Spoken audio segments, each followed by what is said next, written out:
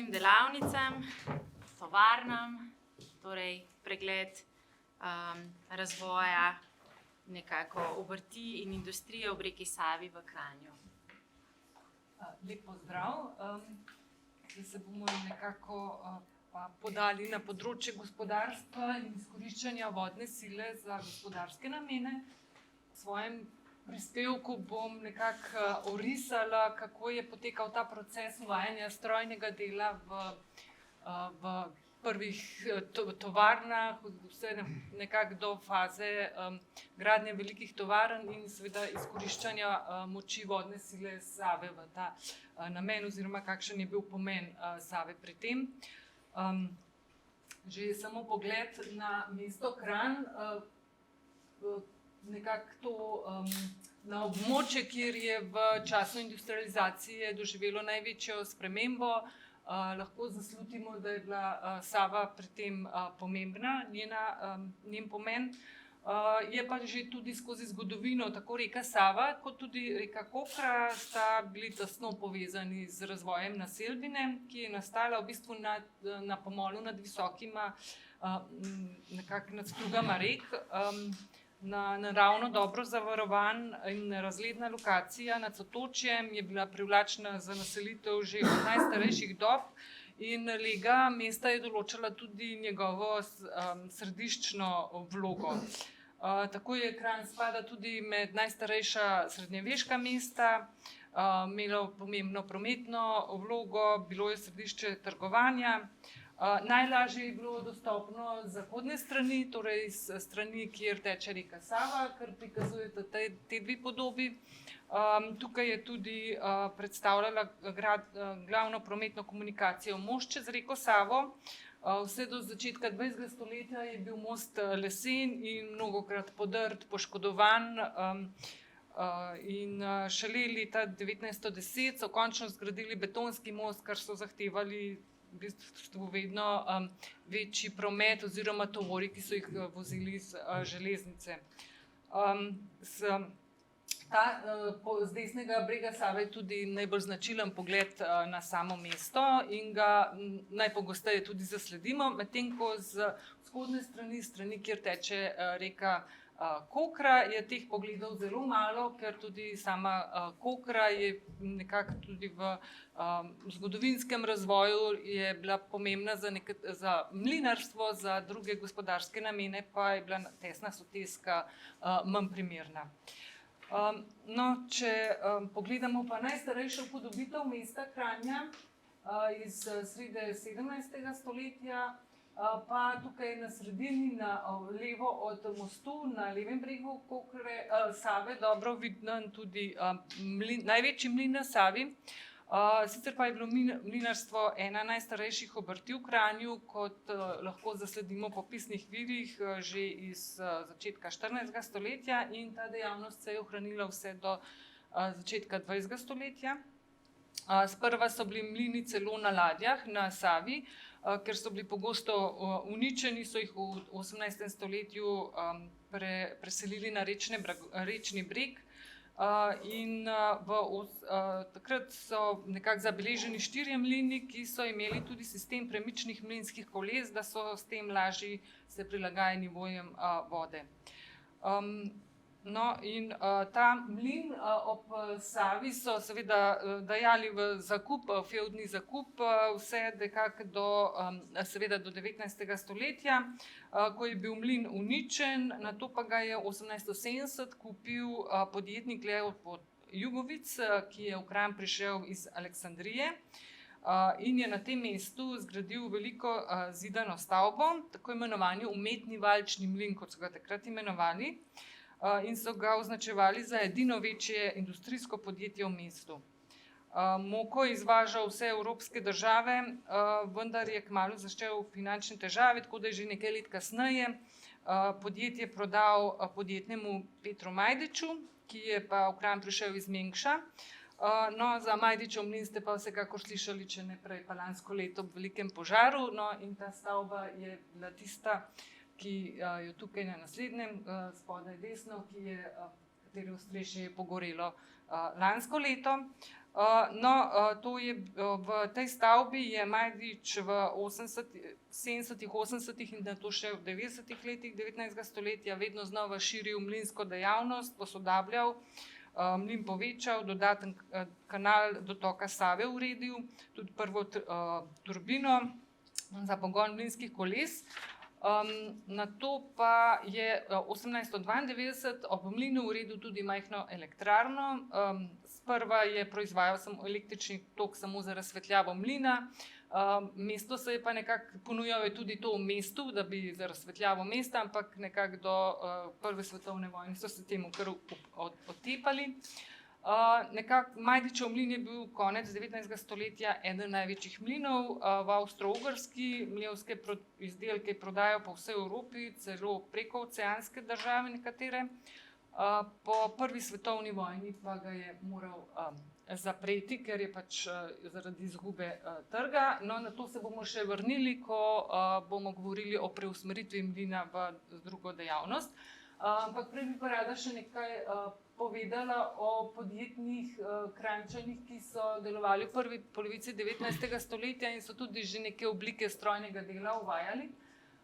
To je bilo predvsem na področju suknarstva, ker to območje ima bogato tradicijo tudi kmečkega suknarstva, platnarstva, ta oddel od Kranja do Škofje Loke. Tako da se je v prvi polovici 19. stoletja nekaj podjetnih trgovcev lotilo večje proizvodnje, v katero so delno vključevali stroji. To sta bili dve suknarni na sotočju Save in Kokre, tam čez desno na tej levi sliki, čez desno spodaj, to sotočje nekako sluti. Stroji so bili nekako priključeni na motor, ki ga je poganjala vodna sila, in suknarni sta nekako uspešno delali do srede 19. stoletja, povsem sta pa zaprli svoje vrata s prihodom železnice.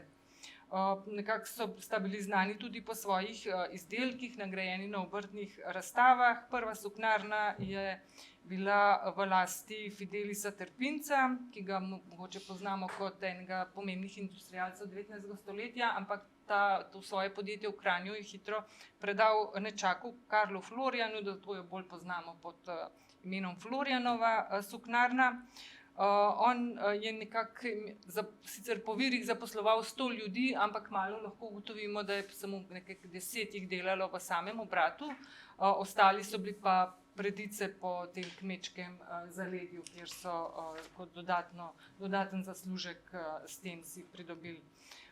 No, druga suknarna je bila pa v 30. letih 19. stoletja, ki jo je pa uredil Valentin Blajvajs, kot zanimivost oče Janeza Blajvajsa, ki je bil sicer trgovec s platnom, in ta suknarna je nekako do 1865 delovala in kot en tak oris letno so izdelali od 5 do 6 tisoč kosov blaga.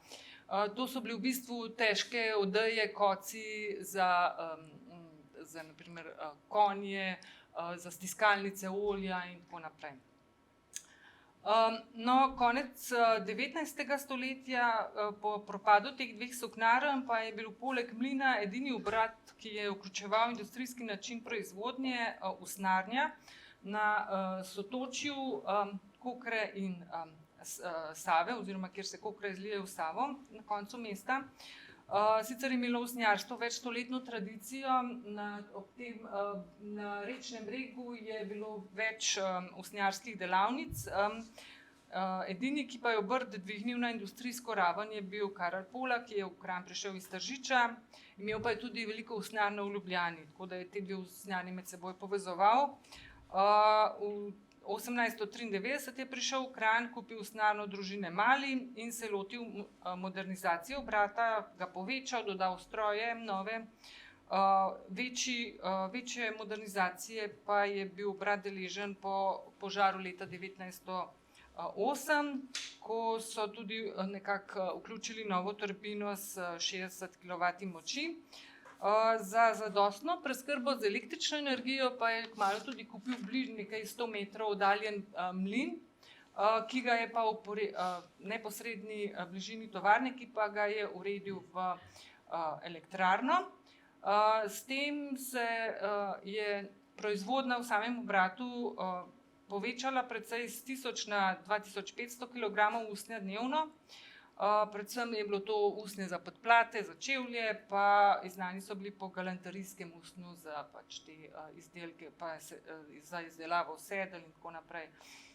No, v 20 letih so Polaki ob Savi zgradili še večjo tovarno in tudi novo hidrocentralo, ki so in zaposlovali okrog 120 ljudi, tako da so letno izdelali 700 ton usnja, vendar so zaradi velikih stroškov te investicije nekako zašli v finančne težave, podjetje se je preimenovalo v Standard, ampak kot zanimivost, pod tem imenom je nato delalo vse do leta 1983, po vojni, po nacionalizaciji, še vedno so delali naravno usnjo, ampak so se hkrati tudi preusmerili v izdelavo umetnega usnja, ker pač naravno usnjo se tudi je izpodrinila guma, ki je prihajala na tržišče.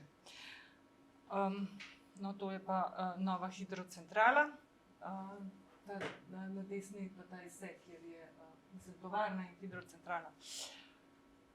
No, tukaj pa ena zanimivo, zelo dragocen letalski posnetek Kranja izpred druge svetovne vojne, na kateri sem označila Majdičevo in Polakovo elektrarno, ki sta bili delovali že pred prvo svetovno vojno, zraven pa še fotografija elektrarne Majer, ki pa je bila na Kokri, vendar ta elektrarna ni bila tako pomembna za samo to gospodarsko oziroma za industrijski proces industrializacije v Kranju, ampak je bolj oskrbovala male odjemalce za namen razsvetljave.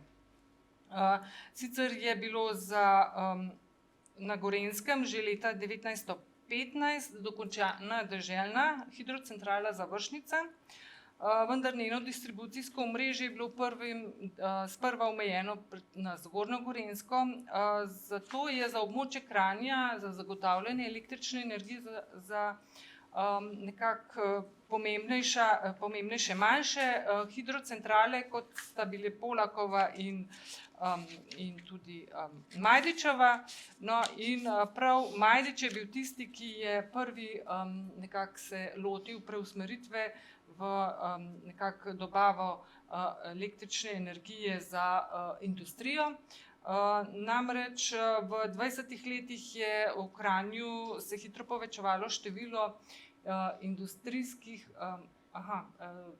mogoče še za ilustracijo, vse od teh 3 hidroelektrarn, ki sem jih omenila, danes še vedno delujejo in so 2 od teh največji sta deležni velike rekonstrukcije. No, ta trenutno Majdičeva trenutno poteka in menda bo še leto 2, tako da to so res zajetni projekti. No, in kot sem rekla, za ta industrijski razvoj Kranja je bilo najbolj pomembna Majdičeva elektrarna, ki je izšla iz nekdanjega mlina, torej od 90-ih letih zametke elektrarne, nato pa se je Majdič v 20 letih lotil izgradnje prizidka, nekako inštaliral nove turbine, generatorje in tako naprej. S tem je na svoje omrežje nekako priključil tudi prve tovarne. Namreč v Kranju so bile v 20 letih kranjski občinski možje intenzivno iskali možnosti, da bi v mesto pripeljali podjetnike, ki bi gradili velike tovarne in pritegnili se konzorcij bančnikov in tekstilnih tovarnarjev iz Češke, ki so pač v novih političnih okvirih in gospodarskih razmerah nekako iskali možnost za proizvodnjo tekstila v tedanji kraljevini SHS. Občina je za gradnjo tovarn zagotovila zemljišče na desnem bregu Save, tudi ostala infrastruktura je bila urejena, razen zadostne preskrbe z električno energijo. In zato je v letih 22-24 Majdič nekdanji mlinski obrat preusmeril v elektrarno.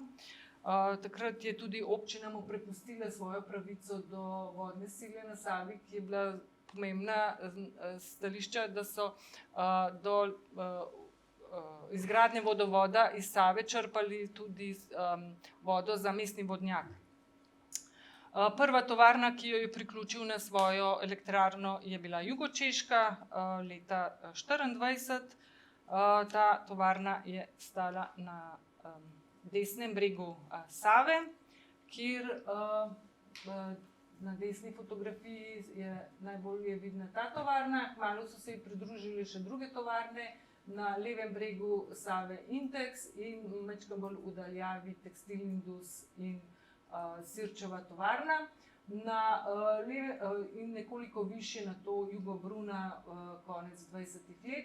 Na levem bregu Save pa so številni domači podjetniki tudi iz te obrtne delavnice nekako širili proizvodno, skušali na industrijsko raven dvigniti.